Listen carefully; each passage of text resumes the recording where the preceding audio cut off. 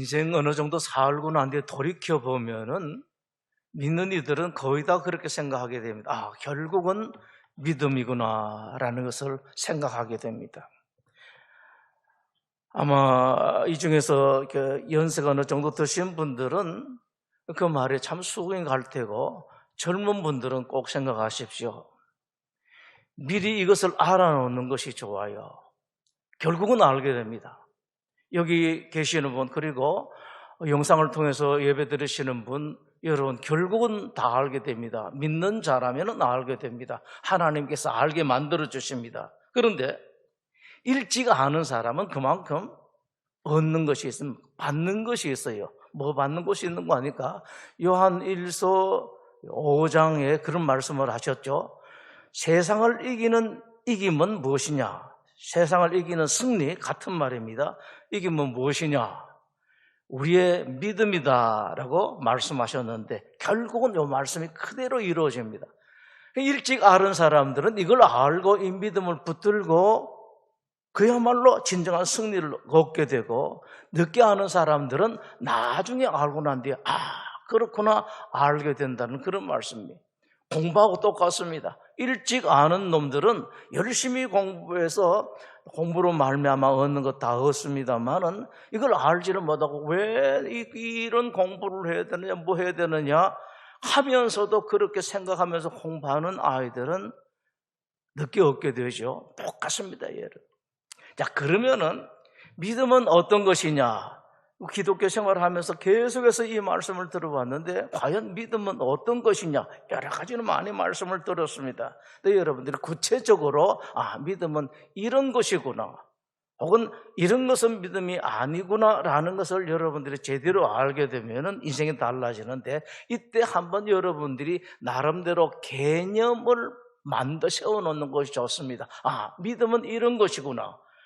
추상적으로, 관념적으로, 그 개념적으로 하게 되면 자꾸 바뀌고 흔들리고 자꾸 혼동이 됩니다만은, 하나님께서 우리들에게 보여주신 성경 안에 있는 케이스, 실제로 이런 일이 바로 이것이 믿음이다, 이것은 믿음이 아니다라는 것을 여러분들 아시게 되면은, 사실 그만큼 성경을 아시게 되면 성공하죠. 먼저 오늘 주제인 너희 믿음이 어디 있느냐라는 말씀은 어디서 나왔는지 여러분들 아실 거예요. 누가복음 8장에 예수님하고 한때 배 타고 가다가 예수님 주무시고 제자들이 풍랑 때문에 선생님 뭐 하십니까? 제발 좀 살려주십시오 라고 했을 때 예수님께서 탁 일어나셔서 잔잔하게 하고 난 뒤에 말씀하시죠. 얘들아, 너희 믿음이 어디 있느냐라고 말씀하시는데, 여러분들은 오늘 이번에 주제, 너희 믿음이 어디 있냐? 주님, 이것이 제 믿음입니다 라고 보여줄 수 있도록 한번 확실하게 기둥을 좀 세우면 좋겠습니다. 창세기 6장의 노아의 방주, 성경학자들은 성경에는 분명하게 안 나와 있지 않습니다만 거의 방주 지은 기간이 120년이라고 생각합니다. 또 그 다음에 하나 더는 그렇게 큰 방주를 지으라고 말씀을 하셨는데, 도무지 그때로 봐서는 그렇게 그런 배를 지을 필요가 없습니다만은, 노아는 그것이 하나님의 음성인 것은 확인하고 난 뒤에 그냥 짓습니다. 다른 사람들은 더 뭔가 잘못되고 뭐 이렇게 된 사람이라고 할 때에 노아는 꾸준하게 지었죠. 마지막까지 하나님 120년 기회를 주셨거든요. 저 내가 이렇게 생각하면 돼요. 저 노아가 방주를 저렇게 오래 짓고 크게 짓고 하는 데에 미쳤나 걸쳤나를 뭘 보는 거 하니까, 평소에 이 양반 살아가시는 거 보면은 미치고 걸친 사람이 아닌데도 불구하고 꼭 미치고 걸친 일 같은 걸 한다. 그럼 어떻습니까? 미친 게 아니라는 말씀이, 뭔가 있다라는 그런 말씀이죠. 노아가 그랬습니다. 이게 믿음이다라는. 그 다음에 창세기 12장에 하나님께서 아브라함에게 친척 아비 고향집을 떠나라라고 말씀하셨는데, 그 당시로서는 이건 죽는 길입니다. 그러나 아브라함은 그것이 하나님의 음성이 확실한 것, 요거 하나만 알고 난 떠났습니다. 저 이제 죽는다. 제 이야기입니다만은 제가 한참 회사 생활 잘하고 있을 때 어느 날 갑자기 하나님께서 저기 부르셨습니다. 밤에 저녁에 이 저녁 예배 교회에서 예배 드리는데 하나님이 부르셔서 이제 가라라고 말씀하시길래 저는 알았다 하고 그 다음날 새벽에 다른 날보다 더 빨리 가서 그 회사에서 사표를 썼습니다. 집사람한테 이야기도 안 하고 사표를 떡 쓰고 갔더니 했더니만 한다는 소리가 미쳤다 그러면서 찢어버려요. 그래서 찢거나 말거나 가는 나는 냈는데, 그래서 제가 그때에 제가 그랬습니다. 사람들한테, 야, 내가 지금까지 미쳤더냐? 후배들, 동기들, 선배들, 난림 직원들 난리 부리고 하는데, 이 제가 설명하는 건 딱 그거였습니다. 그래, 내가 미쳤는지 모르지만은 지금까지 다른 일에 내가 미쳤더냐? 이 일하는 것, 여러분 함께 하는 거 미쳤더냐? 안 미쳤지 않느냐? 그러면은 내가 이 짓 하는 것도 미친 것이 아니지 않느냐? 이걸 한번 믿어보라는 거예요.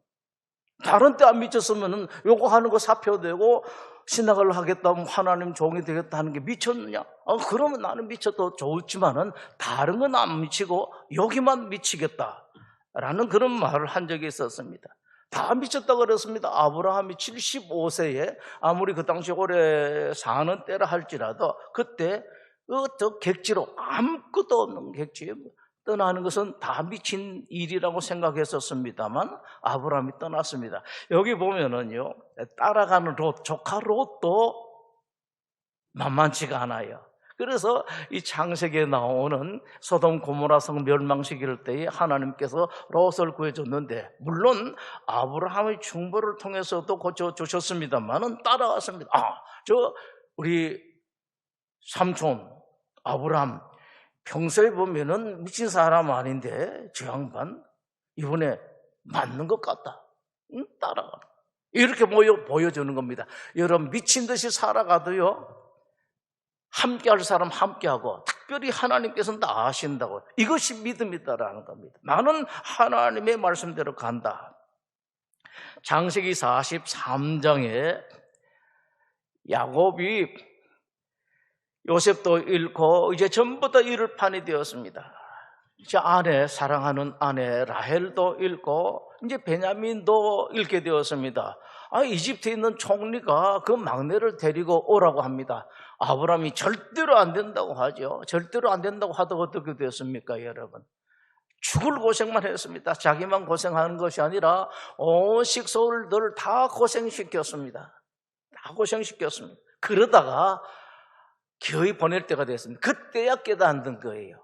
그걸 좀 이게 하나님의 뜻인가 아니면은 이집트 총리라는 놈, 그 못된 인간이 하는 짓인가? 왜 그 사람은 그런 소리를 할까? 이렇게 깨닫고 하나님께 물어봤더라면 대답했을 텐데, 여러분, 하나님 대답하세요?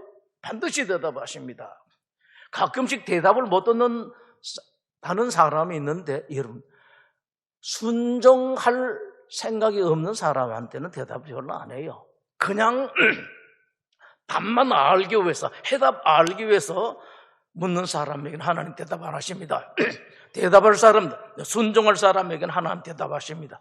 야곱이 그때 하나님께 물었더라면 나중 130살이 되어가지고 이제 하나님 가겠습니다 라고 그처럼 일찍 이런 걸 좀 물었으면 그 고생을 안 하는데요, 이 고생 싫도록 그 믿음이 아니다라는 그런 말씀이죠. 그러면 드디어 깨닫게 되죠.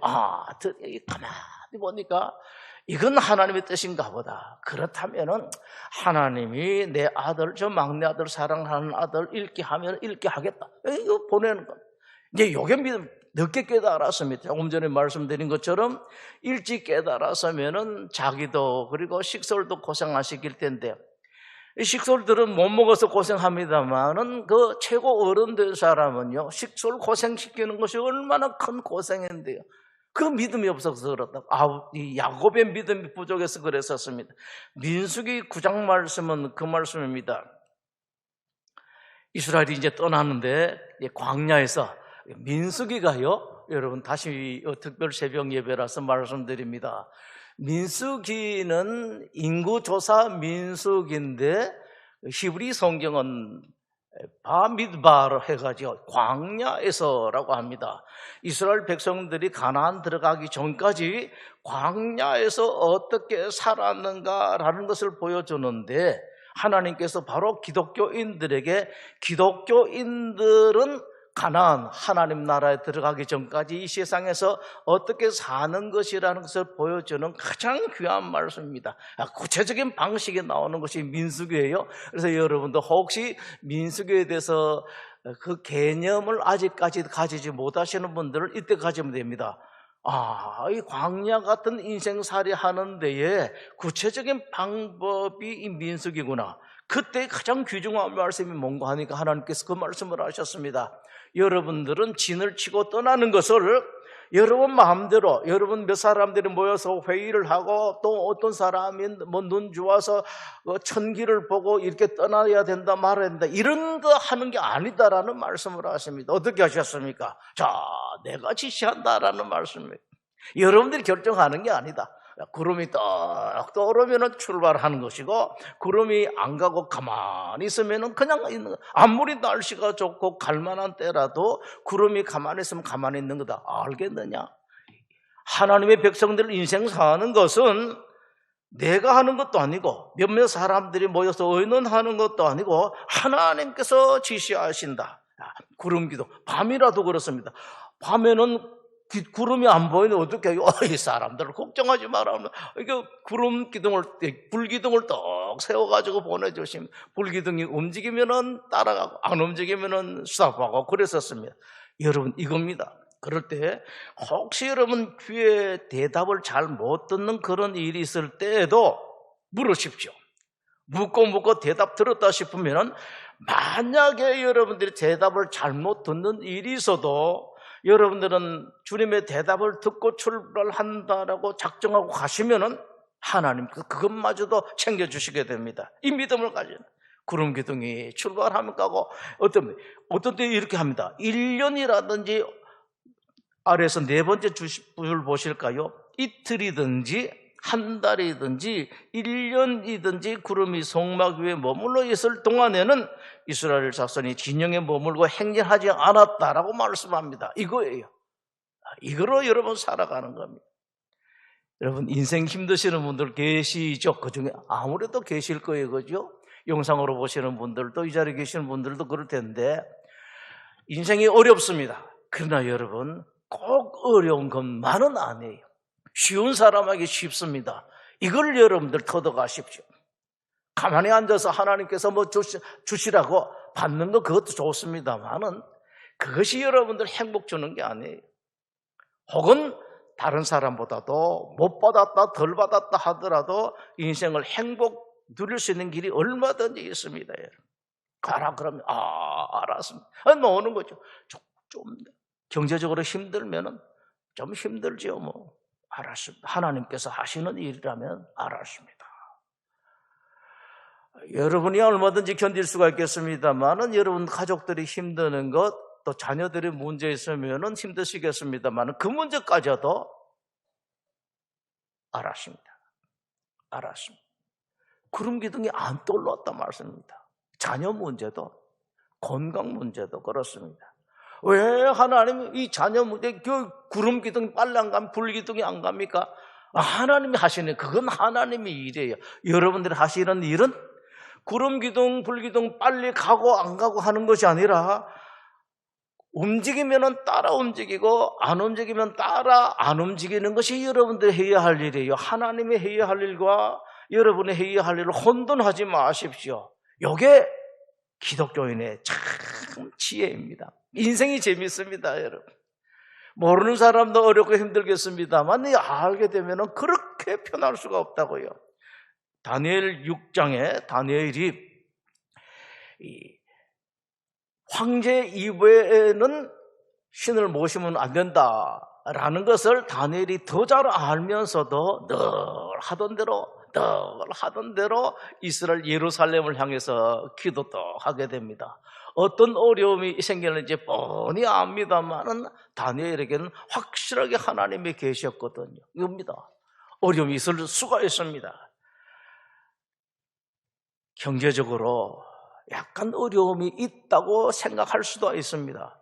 건강에 있어서도 약간 어려움이 있을 수도 생각할 수가 있습니다. 그러나 여러분, 이건 여러분들 생각이 누구 말대로 안 그랬으면 더 건강이 일어설지 누가 압니까, 여러분? 안 그랬으면 경제 문제가 더 어려워졌을지 누가 압니까? 이런 믿음 가지고 살아가는 거. 그래도 내가 그런 믿음으로 살아왔기 때문에 어려워도 경제 문제가 이 정도로 끝나고 말았다. 그래도 내가 믿음으로 살아왔기 때문에 건강 문제가 이렇게나마 하나님 지켜주셨다라는 그 믿음을 갖게 돼요. 그때부터 하나님께서 더 이상 테스트 하실 필요가 없습니다. 그냥 하나님께 이 저놈 자식 내가 참 대단한 놈이네. 그게 이제 오늘 그 말씀 중에 있는데, 이 백부장이 그런 이야기가 했죠. 백부장. 야, 현만한 믿음은 내가 알아보지 못했다라고 말씀. 마지막에 2페이지 마지막 줄에 보시면은 예수님께서 대답을 하셨습니다. 그래, 제가 백부장 댁에 가서 고쳐주겠습니다 라고 했더니만 백부장이 하는 말이, 주여 내 집에 들어오심을 나는 감당하지 못하겠습니다. 오실 필요가 없습니다. 이 말로 하면 이렇습니다. 아이고 선생님, 뭐 또 오셔고 그 멀리까지 오시고 또 이런저런 소리 들으면서 이방인 집에 오실 필요가 뭘 있습니까?